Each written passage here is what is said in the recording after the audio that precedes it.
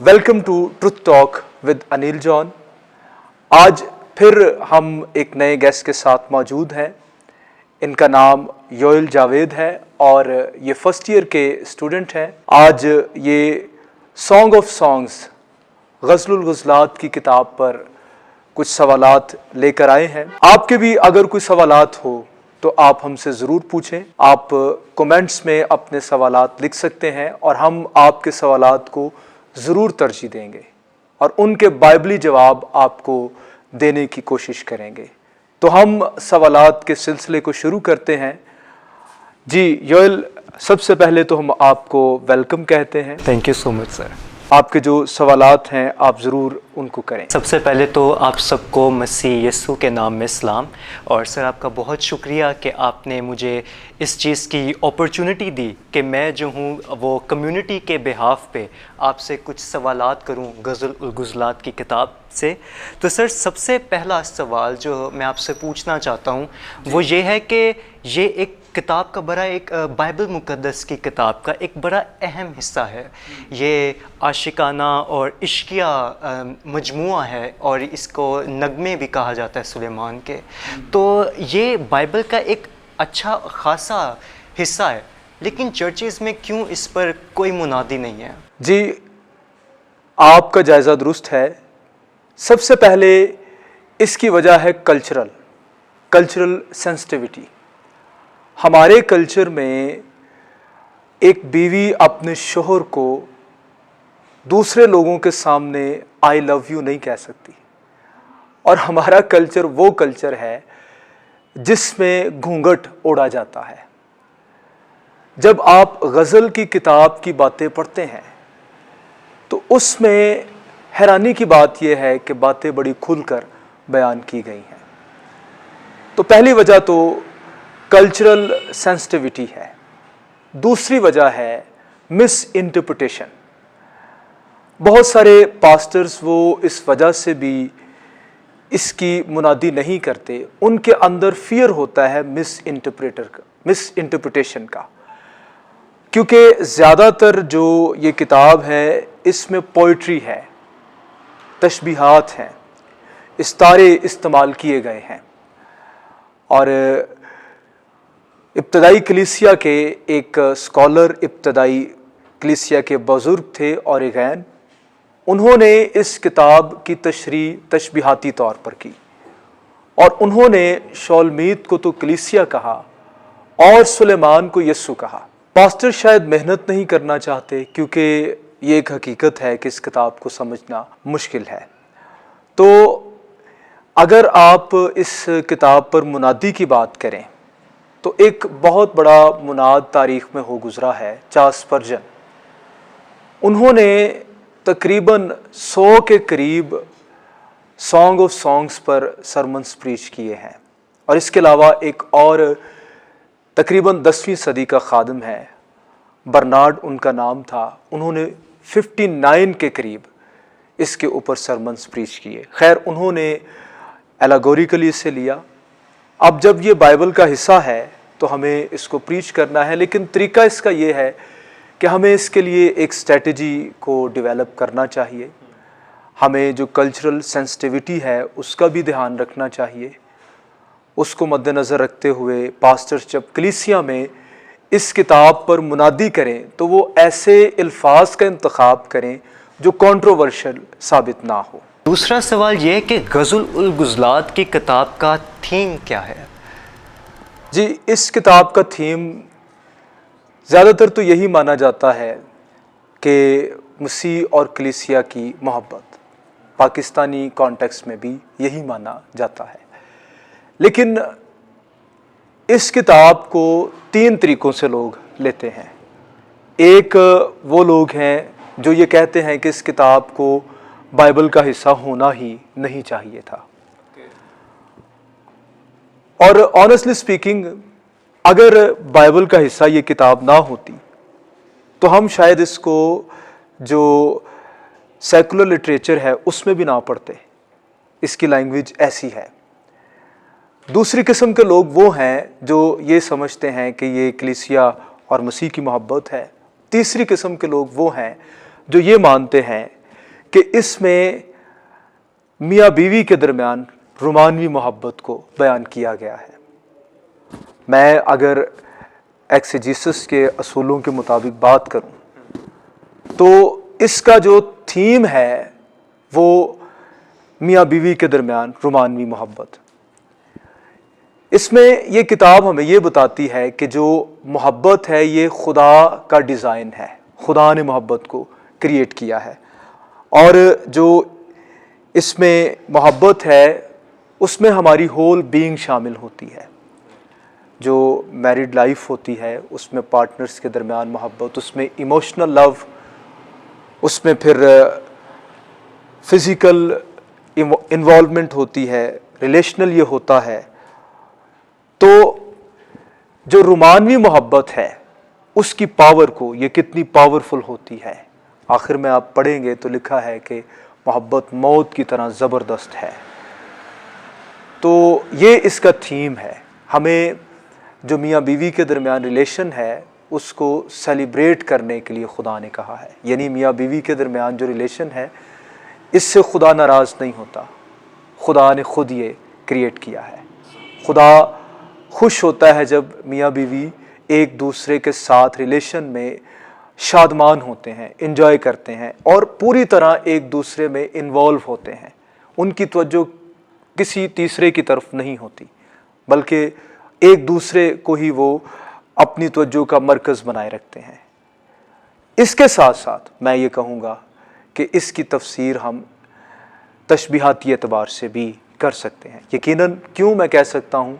کیونکہ پالوس نے جو شادی ہے اس کو لیا ہے تاکہ مسیح کی اور کلیسیا کی محبت کو بیان کر سکے۔ زبردست ہے۔ میں جب آپ بات کر رہے تھے تو میں ناظرین کو بھی بتانا چاہوں گا جو بائبل کے طالب علم ہیں، جو بائبل کو پڑھتے ہیں، کہ یہاں پہ جیسے سر نے بھی بتایا ہے کہ یہ مسیح اور کلیسیا کے درمیان جو ہے وہ بتاتی ہے کہ دس از اے لو سٹوری، اور یہودی لوگ یہ مانتے ہیں کہ یہ خدا اور انسان کے درمیان کی کہانی ہے۔ تو سر میرا تیسرا سوال یہ ہے کہ آپ نے تھیم بھی بتا دی اور اس کی ضرورت بھی بتا دی، لیکن تیسرا سوال یہ ہے کہ اس کتاب کا بائبل میں ہونے کا مقصد کیا ہے؟ آپ نے جیسے یہودیوں کی بات کی، ایک یہودی ربی تھا عقیبہ، وہ کہتا تھا کہ یہ جو کتاب ہے سانگ آف سانگز، یہ ہولی آف ہولی پلیس ہے، ہولیسٹ پلیس ہے، یعنی یہ پاک ترین مقام ہے۔ اس کو جب تم پڑھتے ہو تو خدا کے ساتھ آپ ایسے ریلم میں انٹر ہو جاتے ہو جو پاک ترین مقام ہوتا ہے۔ تو سب سے پہلے آپ جنرلی دیکھیں کہ بائبل کی تمام کتب کا مقصد یہ ہے کہ ہمارا خدا کے ساتھ ریلیشن مضبوط ہو۔ اگر میاں بیوی کے لیے بھی یہ کتاب لکھی گئی ہے، میاں بیوی اگر شادی کو ایک تحفہ سمجھ کر، اس ریلیشن کو، اس عہد کو، کووننٹ کو ایک تحفہ سمجھ کر خدا کو عزت اور جلال دیتے ہیں، خدا کی شکر گزاری کرتے ہیں، اس کو آنر دیتے ہیں، تو اس کتاب کا مقصد پورا ہوتا ہے۔ آپ دیکھیں کئی بار شادی میں جو جوڑے ہوتے ہیں 3-4 سال بعد ان میں جو رومانوی جذبہ ہوتا ہے وہ ختم ہونا شروع ہو جاتا ہے۔ آپ تو میریڈ نہیں ہیں، آپ تو اس کو ویسے نہیں سمجھ پائیں گے، لیکن جو میریڈ لوگ ہمیں سن رہے ہیں وہ اس بات کو سمجھ پائیں گے۔ تو یہ کتاب ہیلپ کرتی ہے کہ آپ جو رومانٹک لو ہے میاں بیوی کے درمیان وہ کیسے تازہ رہے، کیسے فوکسڈ رہے اور ان کی توجہ کسی اور کی طرف نہ جائے۔ جب اپنے پارٹنر میں دلچسپی نہیں رہتی تو پھر اس کا آؤٹ کم اکثر یہی نکلتا ہے، تو ایسے خدا کو جلال نہیں ملے گا۔ تو خدا نے میرج کو سیلیبریٹ کرنے کے لیے اور اس کے وسیلے سے خدا کو جلال ملے، اس کتاب کو بائبل میں جگہ دی ہے یا رکھا ہے۔ ونڈرفل سر، یہ بہت کچھ میرے لیے اور میں سمجھتا ہوں دیکھنے والوں کے لیے بہت کچھ نیا سیکھنے کا عمل ہے، اور میں نے تو بہت کچھ سیکھا ہے۔ تو سر آپ نے جو ہے وہ اس کی ضرورت بتائی ہے، تھیم بتایا ہے، اس کا مقصد بتایا ہے، لیکن اب کچھ پریکٹیکل سوالات بھی ہیں جو کہ کچھ ایسے لوگوں کا بھی ہے یا وہ لوگ اس کو سیکھنا چاہتے ہیں کہ جو ریلیشن میں ہیں یا جو میاں اور بیوی کا تجربہ رکھتے ہیں یا اس میں ہے. تو سب سے پہلے یہ کہ سر اس کتاب میں ہمیں ایک عورت کا ذکر ملتا ہے جو سانولی رنگت کی ہے اور وہ اپنی انسیکیورٹیز یا اپنی خامیوں پر مایوس نہیں ہے. تو آج کے دور میں ہم لوگ اپنی ناک یا اپنی آنکھوں یا اپنے سر کے بال اگر چٹے ہوں تو ہم لوگ بہت زیادہ انسیکیور ہو جاتے ہیں. تو ایسے لڑکوں یا ایسی لڑکیوں کا کیا علاج ہے؟ آپ نے بہت اچھا سوال کیا. اچھا بھی ہے اور مشکل بھی ہے. اس میں فوری طور پر میں اس بات کو کلیئر کرنا چاہتا ہوں کہ سلیمان نے لفظ استعمال شولمیت کے لیے کیا ہے زوجہ، اور جو زوجہ لفظ ہے اردو میں بیوی کے لیے استعمال ہوتا ہے. وہ ایسا تعلق ہے جو میاں بیوی کے درمیان ہے. یعنی میرے کہنے کا مطلب یہ ہے کہ کوئی بھی نوجوان کسی بھی لڑکی کی یوں ہی تعریف نہیں کر سکتا. یہ جو تعریف ہے یہ reserve to husband and wife. تو ہسبینڈ کو اپنی وائف کی آؤٹر بیوٹی کو سراہنا چاہیے. لوگ کہتے ہیں اندر سے خوبصورت ہونا چاہیے، باہر کی خیر ہے. اندر کی خوبصورتی کی بھی تعریف ہونی چاہیے اور آؤٹر بیوٹی کی بھی تعریف ہونی چاہیے. اگر آپ غزل کی کتاب کو پڑھیں تو بڑے واضح انداز سے سلیمان نے شولمیت کی آؤٹر بیوٹی کی تعریف کی ہے. جب شوہر تعریف کرے گا اپنی بیوی کی تو اس سے بیوی کو کانفیڈنس حاصل ہوتا ہے، اور وہ جو اپنے بارے میں کمتر خیالات رکھتی ہے اس پر غالب آنے میں اسے ایک مدد مل جاتی ہے. لیکن جب شوہر ہی، ایک وقت ایسا آتا ہے شوہر کئی بار سوچتا ہے کہ آپ واک کیا کریں، آپ تھوڑی موٹی ہو رہی ہیں، اور ایسے کئی کومنٹس شوہر پاس کرنا شروع ہو جاتے ہیں. حالانکہ وہ پازیٹیو وے میں کہتے ہیں لیکن اس سے بھی بیویاں ڈاؤن جانا شروع ہو جاتی ہیں. جو بیوٹی ہے اس کی کوئی تعریف نہیں ہے. میرا کہنے کا کیا مطلب ہے آڈینس؟ میرا کہنے کا مطلب یہ ہے کہ ایک چیز جو مجھے خوبصورت دکھائی دیتی ہے ہو سکتا ہے وہ آپ کو دکھائی نہ دے. تو خوبصورتی تھاٹس میں ہوتی ہے. جو شوہر ہے اس کو بیوی اگر وہ اسے دل سے چاہتا ہے اور نہ صرف وہ ظاہری طور پر اس کے ساتھ منسلک ہے بلکہ روح میں اس کے ساتھ جڑا ہوا ہے، تو اس کی بیوی اسے ہمیشہ خوبصورت لگے گی اور اسے اس کی تعریف کرنی چاہیے. تو خواتین جو ہیں وہ کس طرح سے اس پر غالب آ سکتی ہیں، بالخصوص بیویاں، کہ ان کے شوہر وہ ان کی تعریف کریں اور کھل کر کریں. It's okay. بائبل یہ کہتی ہے وہ اپنی بیوی کی تعریف کر رہے ہیں، کچھ نہیں اس سے ہوتا. پر وہ یہ نا میں نے کوٹیشن پڑھی تھی کہ ایک خادم یا ایک ایماندار شخص، اس کے لیے جو سب سے پہلی منسٹری ہے نا وہ اس کی بیوی ہے، اور اس کے علاوہ اسے اپنی بیوی کا اڈور کرنا چاہیے، اسے خوبصورت کہنا چاہیے، اور سم ہاؤ اسے جو ہے کمپلیمنٹس دینے چاہیے. اس سے آپ نے جیسے بات کی کانفیڈنس گین ہوتا ہے. سر آپ نے یہ بات کی ہے تو اس سے ہی کنیکٹڈ ایک سوال ہے. ہم لوگ جو ہے شوہر، میں تو نہیں لیکن آپ ابھی ہیں اور جو اور بھی آڈینس میں اگر شادی شدہ شخص ہے وہ اپنے بیوی کو وہ اڈور کر رہا ہے یا اس کو کمپلیمنٹس دے رہا ہے تو کبھی کبھار جو ہے وہ ہم کمپیئر بھی کر دیتے ہیں. چاہے وہ لڑکی ہو وہ اپنے شوہر کو کمپیئر کر دیتی ہے، لڑکا ہو وہ اپنی بیوی کو کمپیئر کر دیتا ہے. تو اس کے لیے آپ کیا اس کو سمجھتے ہیں یا آپ کی انڈرسٹینڈنگ کیا ہے؟ یہ ایک بہت بڑا مسئلہ ہے کمپیئر کرنے کا، اور اس کے پیچھے بہت بڑا کردار سوشل میڈیا کا ہوتا ہے.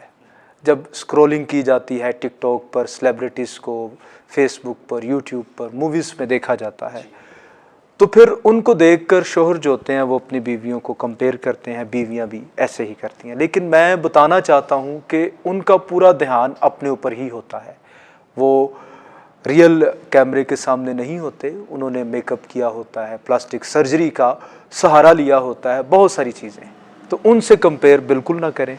یہ ڈس سیٹسفیکشن شادی میں چیز لاتی ہے. Thank you so much Joel, آپ نے ہمیں جوائن کیا. اگر ابھی بھی اس کتاب کے حوالے سے آپ کے سوالات ہوں تو آپ ضرور ہمارے ساتھ کریں.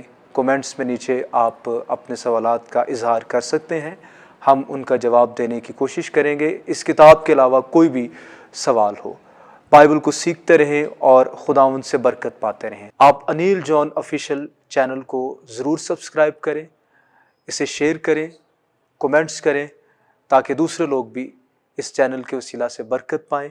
God bless you.